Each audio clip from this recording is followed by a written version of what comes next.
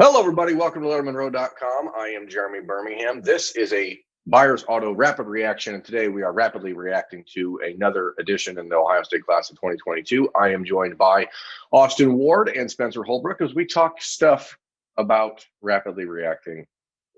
Sometimes our shows get confused, but what's not confusing is that Ohio State has added to its top-ranked 2022 class. George Fitzpatrick, the four-star offensive tackle from Englewood, Colorado, has picked the Buckeyes, and he did so on Thursday morning, picking them over Florida and Oklahoma. Also took official visits to Michigan and Oregon.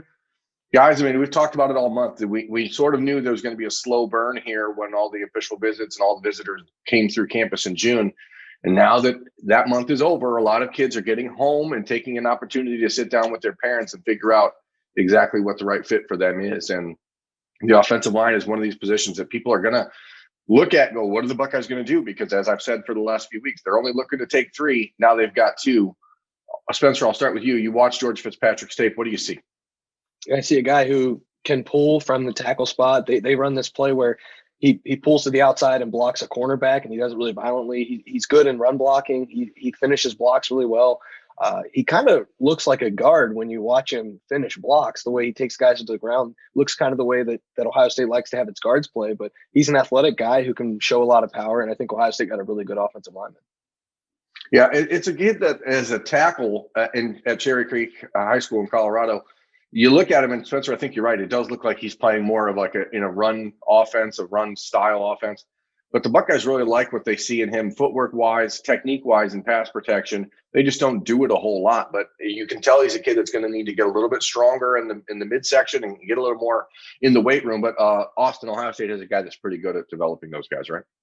Yeah, and I think that if Greg Studrawa is not getting credit from some places, he definitely should be. I know that I was a person who was skeptical in that transition. Should Ryan Day keep Greg Studrawa? And that wasn't an easy call for him to make as Ryan Day was building that staff. There were questions as you're talking stuff about the level at which he was recruiting.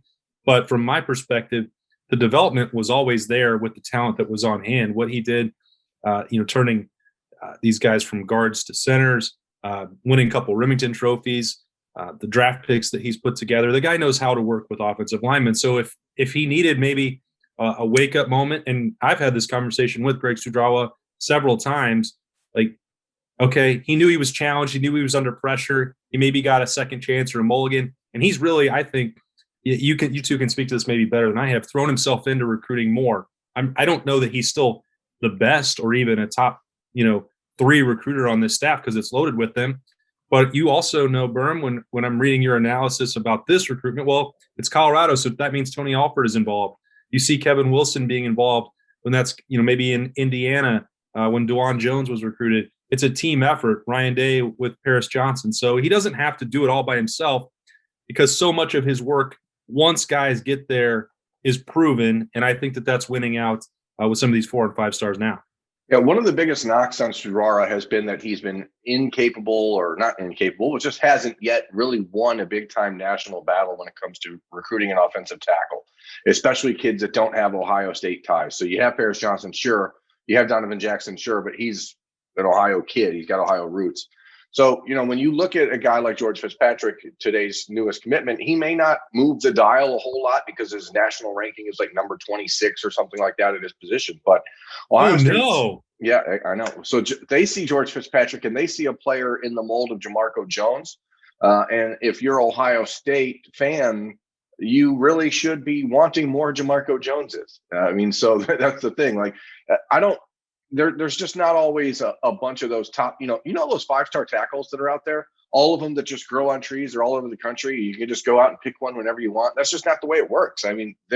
You have to recruit, you have to develop, and you have to recruit guys to your system.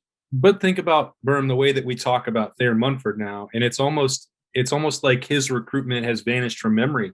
We're talking about him being one of the best players in the country, or a recruitment that Ohio State absolutely had to win.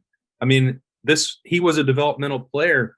Obviously Nicholas Petit-Frere and Paris Johnson don't fit that mold, but a lot of times you're going to need one of your tackles to be someone who grows and spends a lot of time in your program so that you can rely on them. And that's also a reason why it's interesting when you're crunching the numbers and you're saying 3, I think in this day and age, as college football changes, you're probably going to need to basically have another wave of at least 4 in every class, because it takes at least generally 3 years before you can really start playing at a championship level on the offensive line. Now, obviously there are exceptions, Paris Johnson being one, Harry Miller being another, but you're about to start losing all of these guys that you know are going to the NFL or going to graduate. And so you need to make sure that you have 10 more that are developing and growing right now. And I think that's the challenge. You only have so many spots you can fill, but I think you have to carve out a big chunk of that for the offensive line, especially at a program like Ohio State that leans so heavily on it for its success. Yeah, and Spencer, and you look at it, I mean, do you see that any way that this class actually sticks with 3 offensive linemen? Absolutely not. I think it has to be 4. I think Ohio State's not really going to have a choice. When you look at we talked about in the last Talking Stuff presented by Buyers Auto, that the attrition in in the next couple of years of this roster entirely, the offensive line is not, excluded from that. The offensive line is going to go through a lot of transition periods. Greg Studrawa likes to have guys that he can develop, not just recruit and instantly step in, and that's obvious. Of course, you're going to have Donovan Jackson still going to be around. There's going to be some guys, but when you look at the roster and the way it's about to be constructed, I think you have to have 4 guys in this class. I think Ohio State's set up to have 4 guys in this class. George Fitzpatrick is a great way to start it with Tegra Tashbola. So I think that this class will get to 4. I don't think it'll get any higher, but I don't think you can settle on 3 like they had planned on all along. Well, all you have to do is look through the month of June and see exactly. I mean, they had Zach Rice on campus the same weekend. They had Emil Wagner on campus the same weekend. They had George Fitzpatrick and Tegra Tashbola on campus. And then you have Tyler Booker. You have Addison Nichols. You have Billy Schrouth. You have a handful of guys that have come through here in these last few weeks.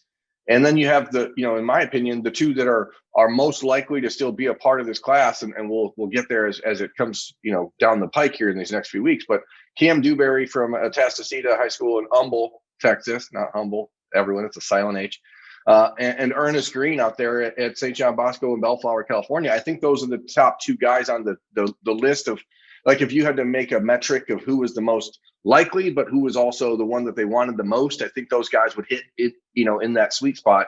And I don't know how you can say no to any of these guys, let alone those top 2 at the, in Dewberry and Ernest Green. So it's going to be a fascinating few months here, but there has been, because recruiting is now such a big business and we talk about it all the time and it's everywhere.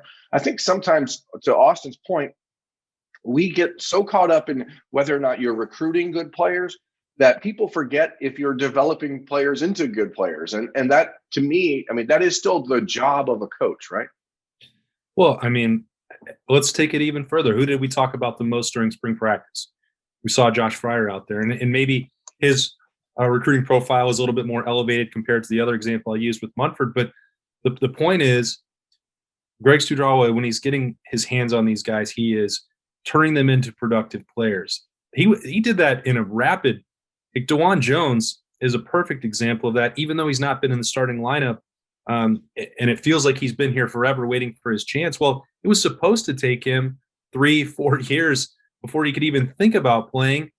And Ohio State peeled the red shirt off of him right away as a freshman. You can't do that unless you have a great combination of the kid's work ethic, the physical tools he has, and then letting a coach find a way to bring the most out of him at a rate that makes sense. That's been faster for DeJuan Jones than it was. I mean, it's maybe slowed down a little bit now just because of the competition that's around him. But the way that he's turning these guys, we're talking about Luke Whippler in 1 year, one strange year, potentially being able to compete for a starting job. Josh Fryer, showing up out there every day in camp that Spencer wrote about, the impact he could maybe have claiming that left guard job. Who knows? We'll see what happens there. But this is a position that requires patience. And I think that Ohio State and Ryan Day, maybe specifically, by exercising some with Greg Studrawa, when there may have been a tendency to overreact, say you wanted your own guy in there, make a change, being patient with him worked as well. It goes both ways for both the coaches and players. And clearly you see a unit that is meshed, that's as deep and talented as it's ever been. And now you're seeing, as you talked about there, Berm, with 5 or 6 guys that may have to make a decision soon so they can claim a spot to play at Ohio State. it's almost a line forming to come play for Greg Studrawa and Kevin Wilson and Ryan Day, but he's the one that they spend 99% of their time on. Yep. So Greg Studrawa has another win along with Kennedy Cook, his assistant offensive line coach, who always plays a big role in these recruitments. Tony Alford gets an assist, and the Buckeyes have commitment number 17 in the class of 2022. George Fitzpatrick from Colorado, 4-star offensive tackle, has joined the Buckeyes. This has been a rapid reaction brought to you by Buyers Auto. I'm Jeremy Birmingham. That is Austin Ward and Spencer Holbrook. Thanks for watching.